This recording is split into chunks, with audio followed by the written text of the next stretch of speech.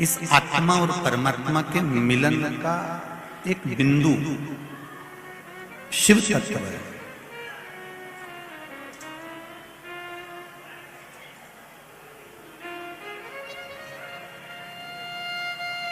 मान लो मानव का शरीर मिल भी गया, मानव की देह प्राप्त हो भी गई,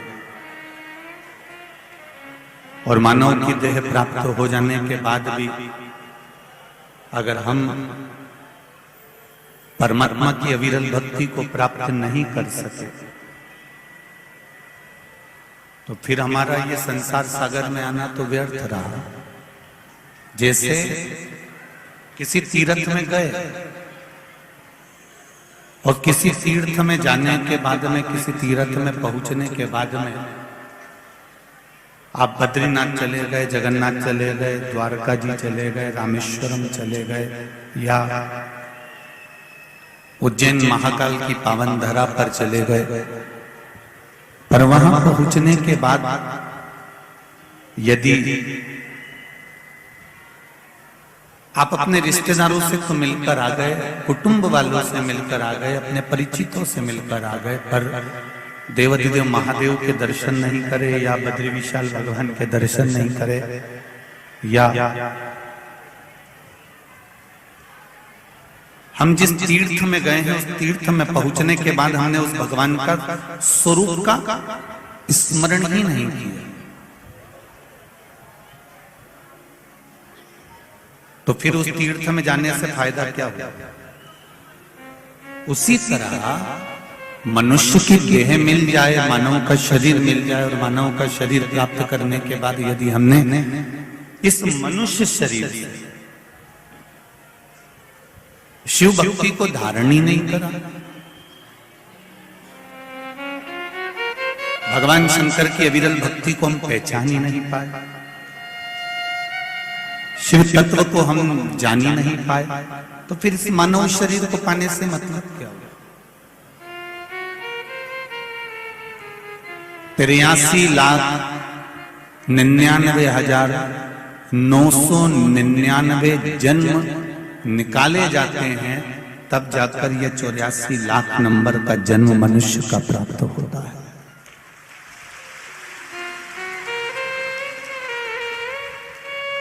तिरासी लाख 99,999 जन्म निकलने के बाद यह मानव का शरीर मिला।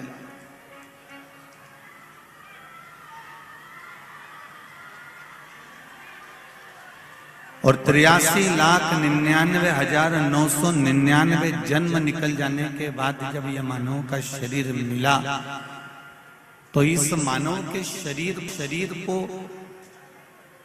प्राप्त करने के लिए जो 84 लाखवां जन्म मिला है, कोई यह जन्म साधारण नहीं, बड़ी मुश्किल से मिला हुआ है। मैंने तेरे ही भरोसे ओ बाबा, तेरे ही भरोसे हवा बिच उड़ती जावांगी, बाबा डोर हटो छड़ी ना मैं कड़ी जावांगी, भोले मैं तेरी पतंग, शंभू मैं तेरी पतंग। बाबा से ये निवेदन अपनी चित्त वृत्ति को धारण करने के लिए, भगवत भजन को धारण करने के लिए, भगवत स्मरण को धारण करने के लिए, शिव भक्ति को धारण करने के लिए यह मानव की देह मिली।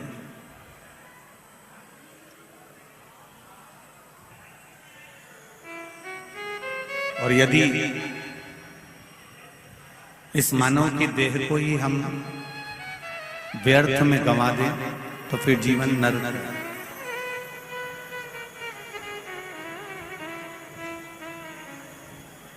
पूरी जिंदगी निकल जाती है मनुष्य की यह जानने के लिए कि हमारा जन्म क्यों हुआ है।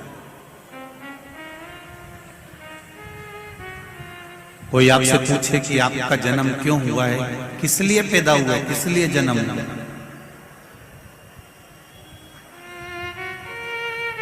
आपके और हमारे जन्म का कारण क्या है? क्यों मृत्यु लोक में आ गए? क्यों जमीन पर जन्म हो गया? क्यों पृथ्वी पर आ गए?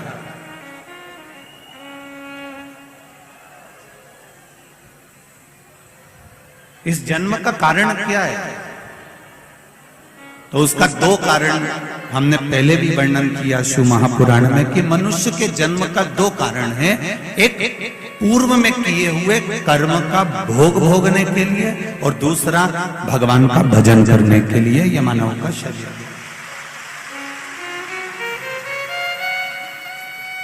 एक पूर्व के कर्म का भोग भोगिए। अगर आपने पूर्व में अच्छा कर्म करा है तो आपको आज अच्छा मिल गया। गौ माता को अगर एक रोटी दी है, गौ माता की सेवा करी है, किसी जिसको आप जानते ही नहीं, जिसको आप पहचानते ही नहीं, जिससे आप कभी मिले ही नहीं, उसको यदि तुमने एक लोटा पानी भी पिलाया है, उसका मुंह भी झूठा कराया है, तो ये निश्चित है कि हमारा जो जन्म अगला मिला है, इस जन्म में हमें भी कोई ना कोई सुख अवश्य प्रदान करेगा। ये निश्चित है।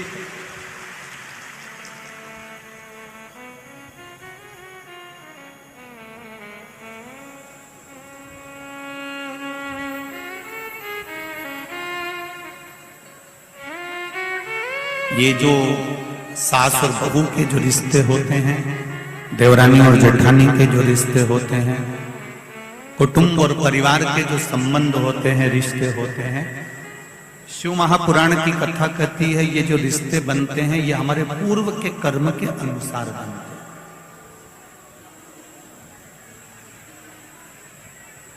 हमने किसी को साथ दिया है, हमने किसी की सेवा करी है, हमने किसी को एक पल के लिए भी अगर अच्छा करा है तो ये निश्चित है वो हमारी बहू बनकर हमारी सेवा 24 घंटे कर देती है। अगर हमने पूर्व में कर्म किया,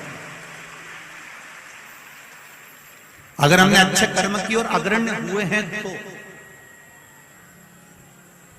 तो उसका फल हमको जरूर मिलेगा। और यदि हमने पूर्व में जो कर्म करा है, पूर्व में अगर किसी का बुरा करा है, तो निश्चित है कि आज हमें भी बुरा ही मिलेगा। इसको आवाज आ रही है, इसको बंद करवा दो। पूर्व के कर्म का हमें भोगने को मिलता है। इसलिए आपको बारंबार पहले भी कहा,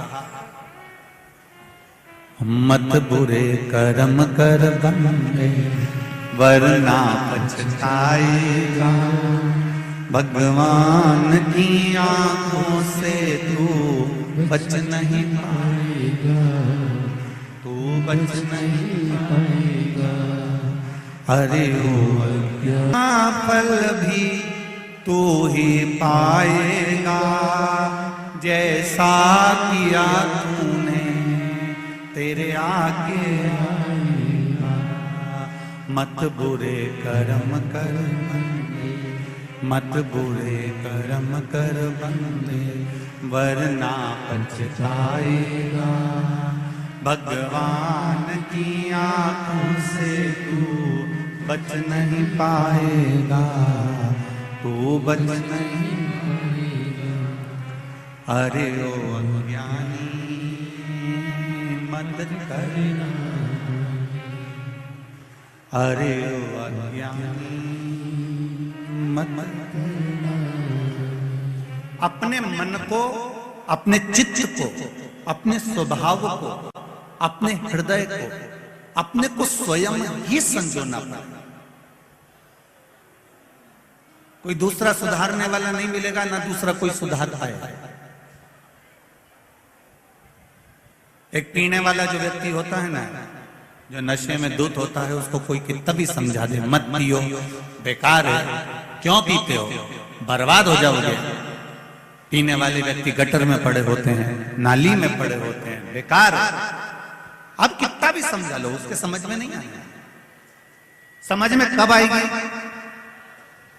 जब वो अपने हृदय से, अपने दिल से ये विचार कर ले कि जो मैं पी रहा हूं ये मेरे जीवन को और मेरे घर को और मेरे परिवार को बर्बाद कर रहा है, तो वो छोड़ दे, फिर छोड़ दे।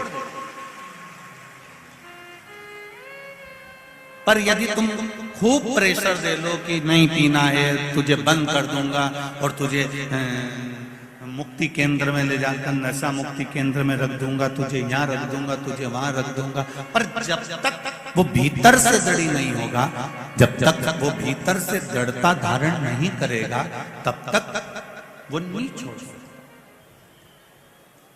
काम, लोभ, आसक्ति, वासना, तृष्णा, ये सब तुम्हें भीतर से तोड़ना होगा।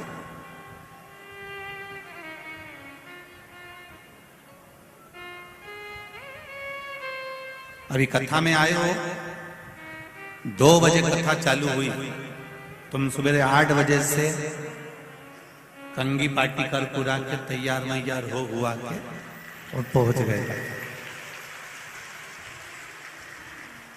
अब सुबह 8-9 बजे से तुम तैयार हो के कथा में बैठे। कितनी पहले से तैयारी करी, तब जाकर 2 बजे कथा चालू हुई, 5 बजे विराम हो जाएगी, आप अपने अपने घर को चले जाएंगे, रात्रि सोएंगे, सवेरे उठ के फिर तैयारी चालू हो जाएगी। और किसी किसी ने तो कथा चालू भी नहीं हुई थी, उससे पहले तैयारी कर ली थी कि मैं तो कथा में जाऊंगी, बाकी का रसोई घर तू देख लेना। किसी ने कर ली। कोई चतुर थे तो उन्होंने पहले से तैयारी करके रख ली कि देखो अब मुझे जाना है, दिवाली आती है हम पहले से तैयारी कर लेते हैं, होली आती है हम पहले से तैयारी कर लेते हैं, ब्याह आता है हम पहले से तैयारी कर लेते हैं, नाना नानी छोरा छोरी की शादी आई, ब्याह आया, जन्मदिन आया, तो हमने पहले से तैयारी।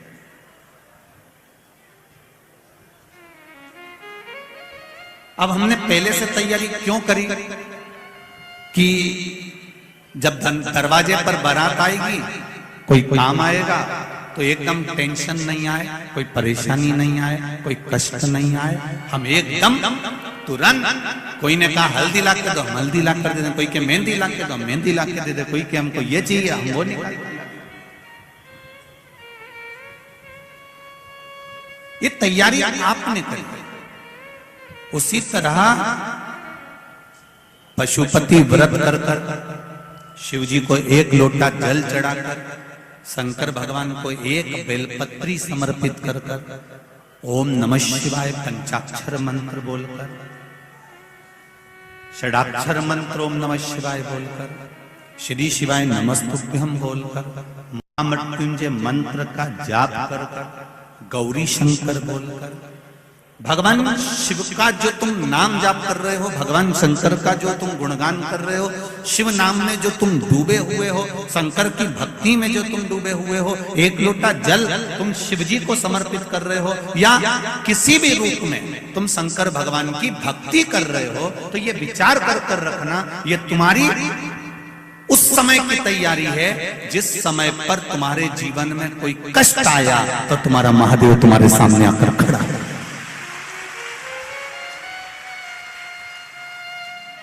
तुम्हारे जीवन में अगर थोड़ा सा भी कष्ट आया तो महादेव सामने आ गया।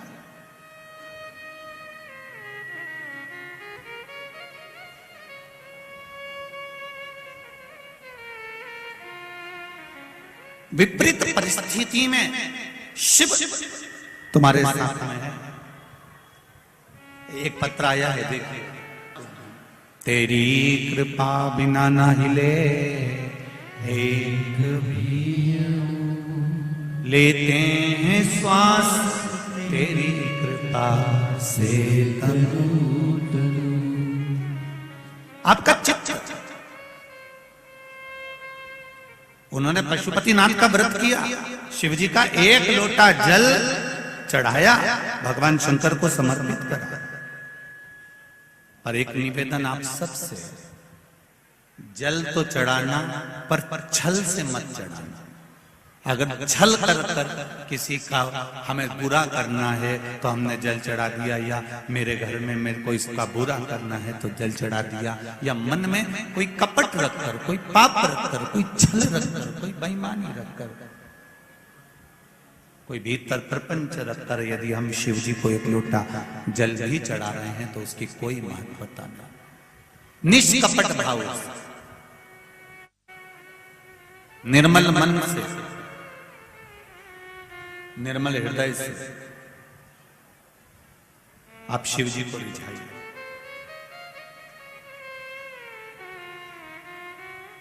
और जब निर्मल मन से आप भगवान का भजन करेंगे तो ये निश्चित है कि आपको वो कथा का रसतत्व प्राप्त होगा। आज शुक्ला परिवार विधायक श्री संजय जी शुक्ला जी की जो मित्र मंडली कथा करा रही है, इस कथा का मूल उद्देश्य है आपके जीवन में भगवान शंकर की अविरल भक्ति प्राप्त करना। ये संजय शुक्ला मित्र मंडली का एक उद्देश्य है। और कितनी पवित्र भूमि पर आप लोगों का निवास है, जरा देखिए। इंदौर में इधर महाकाल बाबा बैठे हैं, इधर ओमकारेश्वर बैठे हैं, इधर छिपरा मैया, इधर नर्मदा मैया और बीच में इंदौर वाले बैठे हैं।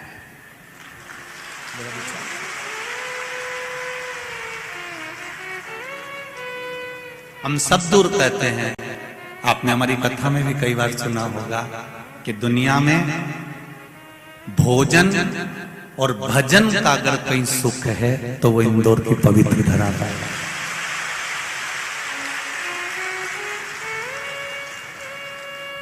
यहाँ पूरे इंदौर में कहीं का मुंगेरी लाल का हसीन सपना दिखता ही नहीं है। पूरे इंदौर के लोग जितना इनको खाने का शौक है उतना इनको खिलाने का शौक है। ये नियम है इंदौर का। और जो एक बार यहां से खाकर चले जाता है वो दूसरी बार तुम्हें बस केवल खाने के चक्कर ही नहीं याद आता। ये इंदौर की पवित्र बात। और दूसरे नंबर पर यहां का भजन। एक एक मोहल्ले में, एक एक मंदिर में जितने जवान छोरे होन, युवान बेटे होन, कार्यकर्ता होन, जितने अग्रणी नहीं होते उतने इंदौर के जितने मंदिर हैं उस मंदिर में जितनी माताएं आती है उन्होंने अपना छोटा छोटा महिला मंडल बना के रखा है और ऐसा भजन गाती है कि अच्छा अच्छा भजन गायक को पीछे। और इन्हें किसी से मतलब नहीं। मंदिर में 15 माताएं बैठ गई, 10 बैठ गई, ढोलक और मंजीरा लेके जो बैठी वो नाच भी रही है, गा भी रही है, उसे कोई मतलब नहीं। आग लगे बस्ती में अपन रहे हो मस्ती में, उसे कोई मतलब नहीं कौन क्या कर रहा। और अभी अभी शिव पुराण सुन सुन के तो माताएं ऐसी हो गई कि शंकर जी अपना और अपन शंकर जी के, बस अपने किसी से मतलब नहीं। अगर ये शंकर जी के पास बैठी है फिर तो इसको कोई छोड़ नहीं सकता।